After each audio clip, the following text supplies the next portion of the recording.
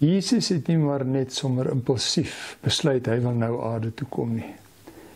Dit was deel van God se fyn tydsberekening. Galasiërs 4 vers 4 sê dit mooi. Maar toe die tyd wat God daarvoor bepaal het aangebreek het, het hy sy seun gestuur. Ons gaan vandag die gedeelte lees waar Johannes se pa, Sagaria, net na sy geboorte as profeet 'n profesie oor hom uitspreek en kyk na die implikasies daarvan vir ons Kersvieringe. Here, hierdie is 'n wonderlike tyd. U kom vul ons wêreld met inhoud. U gee ons nuwe rede vir ons bestaan. En dankie dat ons in daardie volheid kan deel, ook nou as ons uit die woord lees en daaruit leer. Amen. Ons lees Lukas 1 van vers 76 af.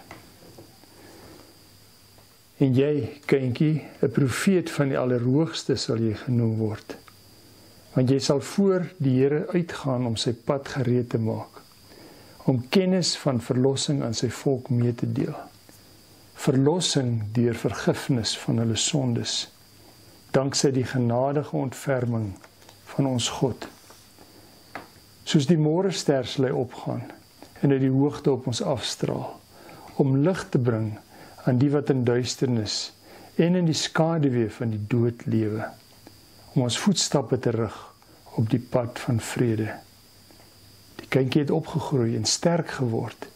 Deur die Gees het hy in die woestyn gebly, tot op die dag van sy openbare verskyning in Israel. Historici sê vir ons dat daar 'n klomp faktore was wat saamgewerk het, dat Jesus se koms op 'n ongelooflik geleë tyd gebeur het. 'n Klomp heeltemal onafhanklike dinge wat saamgewerk het. Byvoorbeeld dat die Romeine wat regeer het, baie politieke stabiliteit gebring het. Hulle het uitstekende paaie gehad, hulle magte kon vinnig op plekke gekom het, en daar was nie groot oorloë gewees, en daar was 'n groot stuk vrede gewees. En dit het die mense in staat gestel om die evangelie ook te kon uitdra en deel.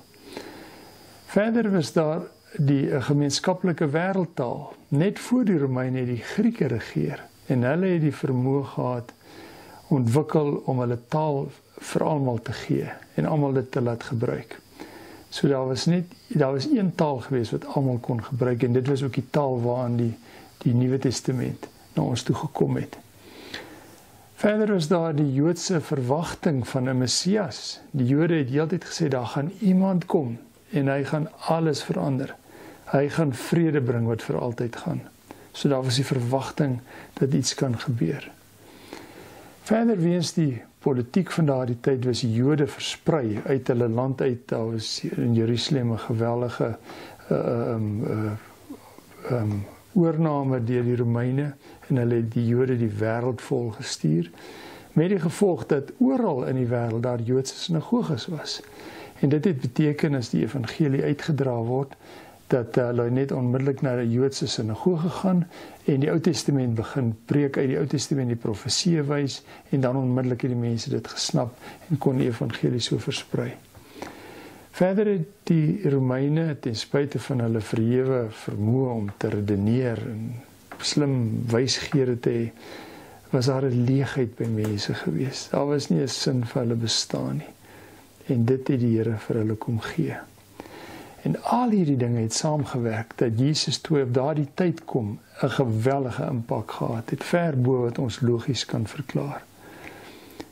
Maar afgesien van die politieke faktore wat gehelp het, was daar ook mense wat God gestuur het om Jesus se koms 'n geweldige waarde te gee. En een van daardie mense was Johannes gewees. Die belofte wat sy ma Elisabeth kry, dat hierdie seentjie, hulle was kinderlose egpaar, maar hulle gaan 'n seentjie kry, en hierdie seentjie gaan die wêreld voorberei vir God se koms. En die pa, hy het in die tempel gewerk, hy kry dan van die Here hierdie profesie oor sy seun. En die waarde daarvan is dat die moeilike goed Jesus kom doen het, die feit dat hy aarde toe gekom het as God, die feit dat hy kom sterf het vir mense, dat hy opgestaan het, dis die moeilike goed. Maar daardie moeilike goed gaan saam met dit wat mense gedoen het. Mense wat God gestuur het en as het ware die atmosfeer, die plek voorberei het vir Jesus se koms. Mense wat gereed is toe hulle hoor die boodskap wat Jesus bring. Dit wat Jesus kom doen het, toe onmiddellik sê hulle, maar dis wat ons soek. Ons wil in daardie Here glo. Mense wat God gebruik. En dis nou Kerstyd. Kerstyd is 'n tyd waar ons as het ware lekker terugsit en dit geniet wat Jesus kom doen het. Waar ons die vrede wat hy gebring het, die liefde wat hy gebring het, waar ons dit geniet. En waarin ons geskenke vir mekaar gee en waarin mense na mekaar uitreik en dit is geweldig kosbaar. Maar dis nie iets wat ons buite staan by dit wat hy kom doen het nie. Ons is volledig deel van dit wat hy kom doen het. En dis wat met Johannes gebeur het.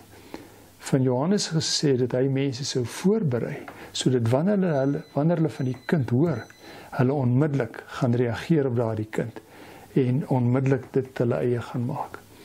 En hy het gekom, en dit was hierdie gedeelte sê, om die pad vir die Here voor te berei. Hy het mense begin vertel van sonde en die noodsaak van vergifnis en van iemand wat hulle gaan verlos van hulle sonde. En hy het vir die mense vertel van iemand wat soos die môre son, soos die oggendson opgaan en skyn op die wêreld, gaan die lig van Jesus op mense kom skyn en hulle gaan God kan sien en sy werking kan sien. As deel van Johannes se voorbereiding om mense gereed te maak vir Jesus se koms, het hy hom 'n sekere lewenstyl laat leef. Hy is in die woestyn in. En in die woestyn het hy in eenvoud, swaar, groot geword, maar dit het 'n lewenstyl by hom gevorm, waarin hy maklik met mense oor Jesus kon kommunikeer. En dis waar ons nou in Kerstyd aankom. Ons kan doodgewoon Kerstyd maar net geniet dit wat Jesus kom doen het, of ons kan dit doen wat ons sien Johannes kom doen het. En dit is dat ons mense voorberei om die kind te verstaan. Die feit is, al het Jesus so lank teruggekom, beteken dit niks vir mense, tot die oomblik is daardie persoon Jesus ontdek nie. En vir daardie geleentheid het hy ons voorberei. Vir daardie geleentheid het hy ons geskep. Ons persoonlikhede, ons agtergronde, die werk waarin ons is, die mense wat ons ken. Alles het die Here saam met dit alles voorberei vir 'n geleentheid waar ons vir mense Jesus se koms na die aarde kan oopsluit. En as ons nie Jesus se koms vir mense oopsluit nie, is dit doodgewone vermaak. Is ons maar net besig om saam met die res van die wêreld al die liggies aan te steek en al die liedjies te sing, maar daar verander nie veel nie. As Kerstyd verby is, dan gaan die lewe maar weer aan soos hy aangegaan het, behalwe vir mense wat Jesus ontmoet het. En dis wat hy ons, waarvoor hy ons wil voorberei in hierdie Kerstyd, dat ons mense sal wees wat ander mense na Jesus wys. En dat ons as het ware die hinkering het, die gebed het om te sê, Here, mag dit hierdie week, hierdie dag, hierdie jaar gebeur, dat ek iemand help om U te verstaan, om U redding te verstaan. Mag daar iemand wees wat gaan reageer op wat ek doen. Mag vandag die dag wees wat dit gebeur.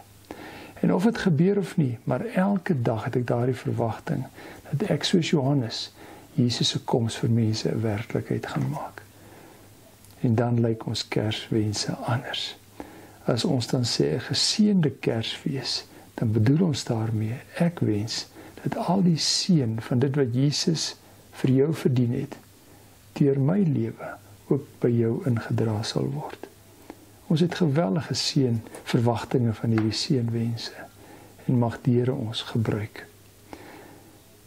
Here, dankie vir Kersfees. En dankie dat ons as Christene Kersfees kan vier. Dis vir ons so kosbaar, dis vir ons so werklik, dis vir ons so groot. Dankie daarvoor. En mag hierdie die Kerstyd wees, waarin ons deur ons lewe, deur ons getuienis, die aandag op U vestig. Mense weet dat U vir hulle gekom het, vir hulle sondes, dat U hulle kom nuut maak het. Help ons, Here. Amen. 'n geseënde Kersfees vir julle.